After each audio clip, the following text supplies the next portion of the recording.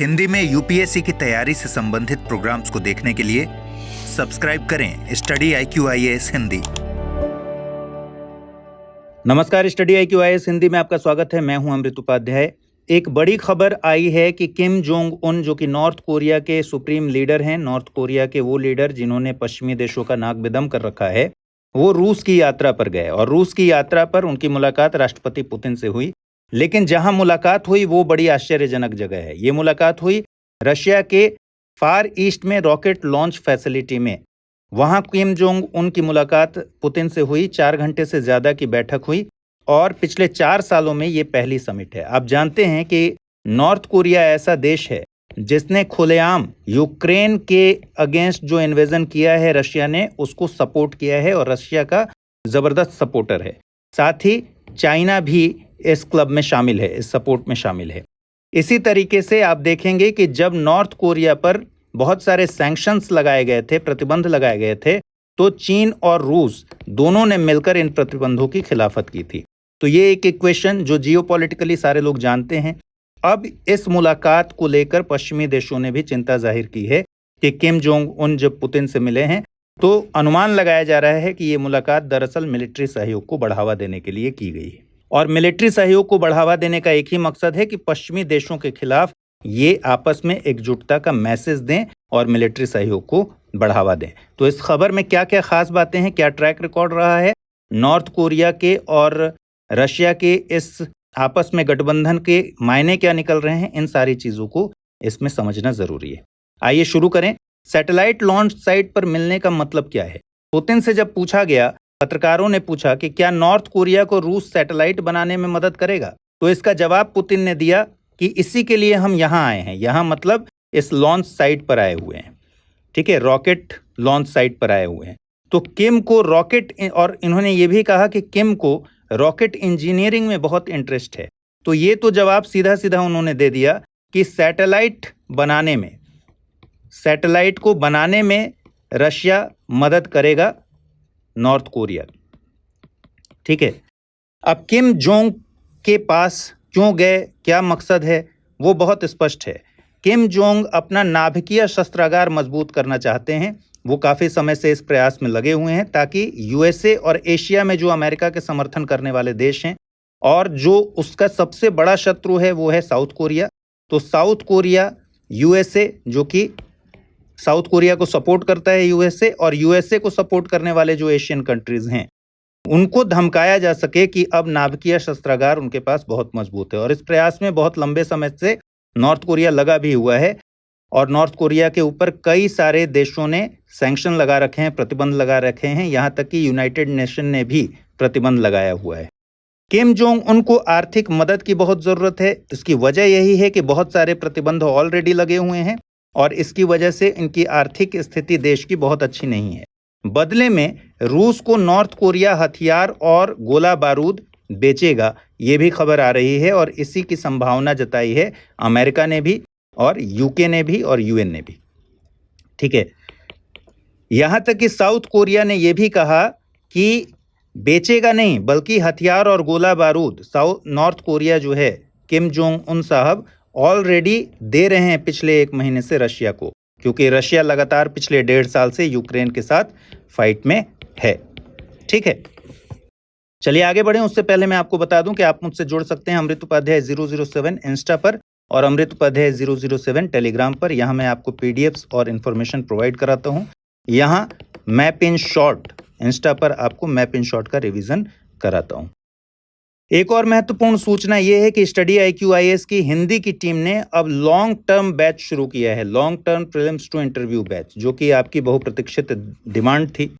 Long term का मतलब ही है कि अभी से लेकर 2025 के लिए आपकी तैयारी इस कोर्स के जरिए होगी। इसमें सारी सुविधाएं P2I वाली हैं, जैसे 1-to-1 मेंटोरशिप, PT और मेंस के लिए टेस्ट सीरीज, क्रैश कोर्स, ये सारी चीज़ें फ्री हैं। साथ में CSAT डेली बेसिस पर करंट अफेयर्स का एक वीडियो, ये सारी सुविधाएं हैं। और साथ में 2 साल के लिए ये भी सुविधा है, वैलिडिटी इसकी 3 साल है, लेकिन इन दोनों साल के एग्ज़ाम के लिए अगर कोई प्रीलिम्स में पास करता है तो उसको मेंस आवासीय कार्यक्रम में डाला जाएगा, यानी फ्री ऑफ कॉस्ट 4 महीने के लिए स्टडी IQ प्रीमाइस में रखा जाएगा और उनकी तैयारी कराई जाएगी। तीनों ही भाषा में एक साथ ही लॉन्च हो रहा है। लॉन्च का डेट क्या है? 16 सितंबर को इस बैच की शुरुआत हो जाएगी शाम को 6 बजे। तो अगर आपको इसमें एडमिशन लेना है, इसके बारे में जानना है, तो डिस्क्रिप्शन बॉक्स में एक लिंक दिया हुआ है, उस पर क्लिक कीजिए, ब्रोशर को पढ़िए, फीचर्स को पढ़िए और अमृत लाइव कोड यूज़ करके आप 35,999 रुपये में आप इस कोर्स को खरीद सकते हैं। चलिए आगे बढ़ जाते हैं। रूस से और क्या क्या फ़ायदा है किम को, क्यों किम जोंग उन वहाँ गए हैं? किम जोंग उन को स्पाई सैटेलाइट लॉन्च करने की तकनीक चाहिए, जिसकी कोशिश वो लगातार कर रहे हैं। साउथ कोरिया और अमेरिका के मिलिट्री एक्टिविटी की जासूसी करने के लिए, मिलिट्री एक्टिविटी जो भी गतिविधियां हों उनको तुरंत पता चल जाए, उनकी जासूसी करने के लिए सैटेलाइट लॉन्च करना, स्पाई सैटेलाइट लॉन्च करना इनका एक भारी मकसद है। पब्लिक में ही इन्होंने पब्लिकली 2021 में ये कहा था कि स्पाई सैटेलाइट लॉन्च ये लोग करेंगे और उसके लिए प्रयास भी किए गए हैं। लेकिन दुर्भाग्य से पिछले कुछ महीनों में, या सौभाग्य से कहिए, उनके लिए दुर्भाग्य और बाकी दुनिया के लिए सौभाग्य, कि पिछले कुछ महीनों में जासूसी सैटेलाइट लॉन्च करने की जितने भी कोशिशें नॉर्थ कोरिया ने की हैं वो बेकार चली गई हैं। इसलिए नॉर्थ कोरिया अब वैसी तकनीक चाहता है, उस तकनीक को रशिया से चाहता है ताकि ये सपना इसका पूरा हो जाए। यूक्रेन पर अतिक्रमण के बाद नॉर्थ कोरिया ने 100 से ज़्यादा बैलिस्टिक मिसाइल का परीक्षण किया है, ये दुनिया जानती है। 2022 के शुरू से लेकर अभी तक, क्योंकि यूक्रेन पर जब अतिक्रमण किया रशिया ने, तो पूरे विश्व का अटेंशन इधर चला गया, रशिया और यूक्रेन के बीच युद्ध पर। उस समय का फायदा उठाते हुए नॉर्थ कोरिया ने 2022 से लेकर अभी तक 100 से ज़्यादा बैलिस्टिक मिसाइल का परीक्षण कर लिया है। और ज़्यादा पावरफुल बैलिस्टिक मिसाइल लेकिन नॉर्थ कोरिया को अभी भी चाहिए, क्योंकि तकनीक के मामले में नॉर्थ कोरिया पीछे है। ठीक है, तो अब एक साथ कई टारगेट को हिट करने में सक्षम होने वाले बैलिस्टिक मिसाइल्स की तकनीक नॉर्थ कोरिया अभी भी खोज रहा है और ज़्यादा पावरफुल मिसाइल्स चाहिए ताकि वो यूएसए के मेनलैंड तक अपना रीच कर सके, अब हमला कर सके। किम जोंग उन को मिसाइल तकनीक के अलावा बैलिस्टिक मिसाइल सबमरीन्स की भी आवश्यकता है, न्यूक्लियर प्रोपल्शन सबमरीन्स की भी आवश्यकता है, यानी सबमरीन में न्यूक्लियर ईंधन, नाभिकीय ईंधन का प्रयोग करने वाले जो सबमरीन हैं, पनडुब्बियां हैं, उनकी भी ज़रूरत है। और ऐसे सबमरीन जहां से बैलिस्टिक मिसाइल ऑपरेट हो सके, उसकी भी ज़रूरत है। तो ये सारी तकनीक वो रूस से चाहता है और इसीलिए किम जोंग उन पहुंचे हुए हैं रशिया। अब सवाल है कि क्या रूस ये तकनीक देगा?